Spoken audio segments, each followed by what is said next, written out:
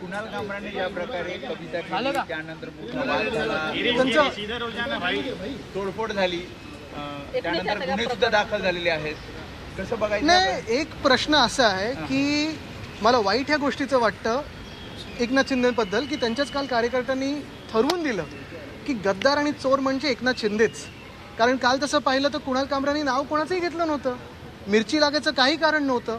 पण हे जे कार्यकर्त्यांनी त्यांच्या टोळीने ठरवलं की अरे आपला बॉस गद्दार आहे, आपला बॉस चोर आहे, हे म्हणजे काय तर त्यांच्याबद्दल मला माहीत नाही. दुसरं म्हणजे एकनाथ शिंदेंचेच एक खासदार त्यांना साप म्हणून सांगतात, सापासारखं पणा काढतील, तुलना सापाबरोबर केली. एवढी नाचक्की मला वाटतं कधी झाली नव्हती याच्या आधी, ती झालेली आहे.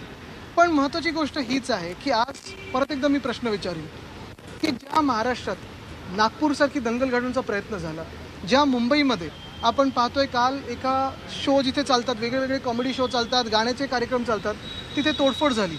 या महाराष्ट्रात पर्यटक आणि गुंतवणूकदार येतील का हा विचार आपण करणं गरजेचं आहे. जे मी गेले पूर्ण आठवडा बोलत आहे की एकनाथ शिंदे आणि त्यांची डीप स्टेट कुठे ना कुठेतरी मुख्यमंत्र्यांना अंडरमाइन करण्याचा प्रयत्न करते. मग हाऊसमध्ये पण त्यांच्यानंतर बोलून पेटवापेटवीचा विषय असेल किंवा दंगल घडवण्याचा विषय असेल किंवा कुठचे तरी असे भलते विषय.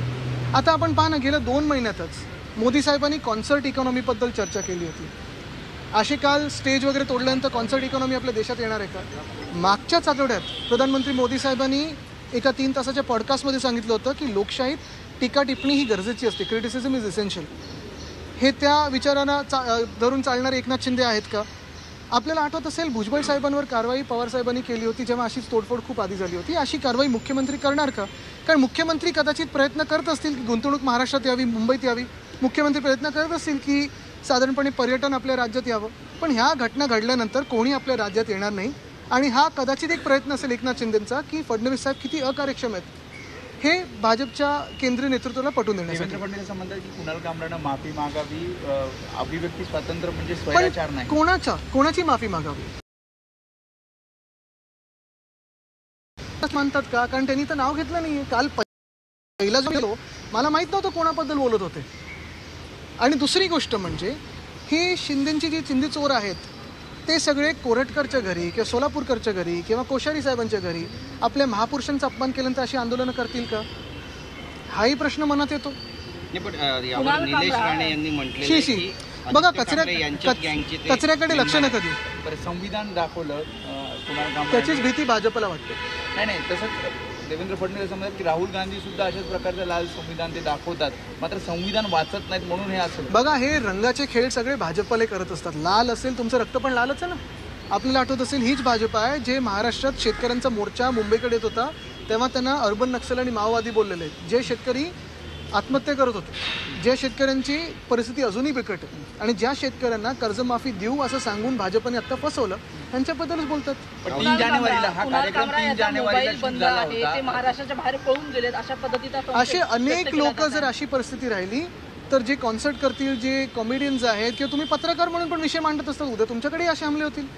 मुख्यमंत्र्यांची ही जबाबदारी आहे की ह्या अंडरमाइन करण्याच्या प्रोसेसला बळी न पडता त्यांनी त्यांचं वर्चस्व काय, त्यांचा धाक काय हा दाखवून द्यावा 3 जानेवारीला. आणि नाहीतर हे अशी आंदोलनं मग कोणी कोणाच्या विरुद्ध बोललं तर मग मुख्यमंत्र्यांनी कारवाई नाही करणार असं मुख्यमंत्र्यांनी सांगून द्यावं. 3 जानेवारीला हा कार्यक्रम शूट झाला होता, मात्र जे महत्त्वाचे विषय ते बाजूला ठेवण्यासाठी खास महाविकास आघाडी किंवा मग आपला पक्ष यामध्ये आहे असं शिंदे काल मिरची त्यांची शिवसेना नाहीये. चोरांचं काही घेतलं तर चोराचं होत नाही, पण त्यांना मिरची का लागली काल हा प्रश्न आहे ना. मिरची का लागावी? गद्दार आणि चोर तेच आहेत का?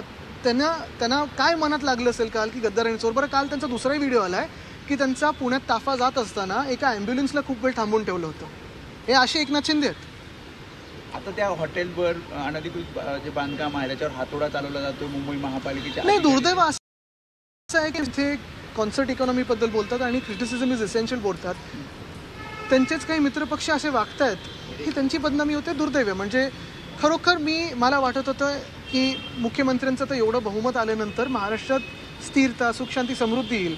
पण ते न करता कदाचित हे काही एलिमेंट्स डीप स्टेटच्या त्यांच्या हाताबाहेर जात आहेत का हा प्रश्न पडतो. बघा माझी भूमिका स्पष्ट आहे की दोन्ही बाजूंनी जर कोणाच्या काही मनाला लागलं असेल तर कारवाई होऊ शकते, पोलिसांची कारवाई होऊ शकते, लिगल कारवाई होऊ शकते. पण कुणाल कामरानी नेमकं काय म्हटलंय की एकनाथ शिंदेनं झोंबलंय हे एकनाथ शिंदेने सांगावं. आणि दुसरी गोष्ट म्हणजे जसं नागपूरमध्ये ज्यांनी कोणी दंगल केली त्यांच्याकडून पैसे आकारले जातील आणि आकारून घ्यायलाच पाहिजे, काढलेच पाहिजे, तसं एकनाथ शिंदेकडून काढून घेणार का तोडफोडीसाठी आणि मुंबईच्या बदनामीसाठी, हे पण सांगावं. बघा एक आहे, नाही समर्थन वगैरेची गरज नाहीये. काल मी पहिला मला प्रश्नाचं उत्तर येऊ द्या की का झोंबले गद्दार आणि चोर एकनाथ शिंदेच आहेत का, हे स्वतः मान्य करतात का की त्यांच्या कार्यकर्त्यांनी ठरवलंय, ते त्यांनी सांगू दे. 3 वाजता बैठक आहे. महत्वाची गोष्ट ही आहे की मी 2 वर्ष सातत्याने जे विषय लावून धरत होतो, रस्त्याचा घोटाळा, हा घोटाळा आहे, घोटाळा आहे, घोटाळा आहेच. त्या घोटाळ्यावर मुख्यमंत्री EOW चौकशी लावतील का, एवढाच स्पेसिफिक प्रश्न. 100%. चला आदित्य सर, अभी पोडियम के लिए कुछ छोड़ोगे कि नहीं? तो आप फोन करके बोल दीजिए उनको, नहीं तो पकड़ेंगे वहाँ वापस.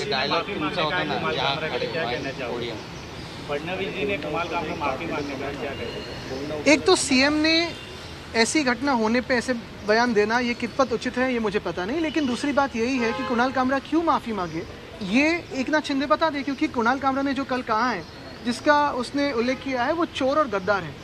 क्या एकनाथ शिंदे ये स्वीकार करते हैं कि वो चोर और गद्दार है और इसलिए उनको मिर्ची लगी? मिर्ची क्यों लगी इस पे बात हो, फिर आगे की बात हो सकती है. सर इतना ही नहीं, अगर पूरा वीडियो अगर आप देखो तो उसमें जो पोएट्री है वो PM मोदी पे है, निर्मला सीतारमन पे, ED पे है. तो गलत है.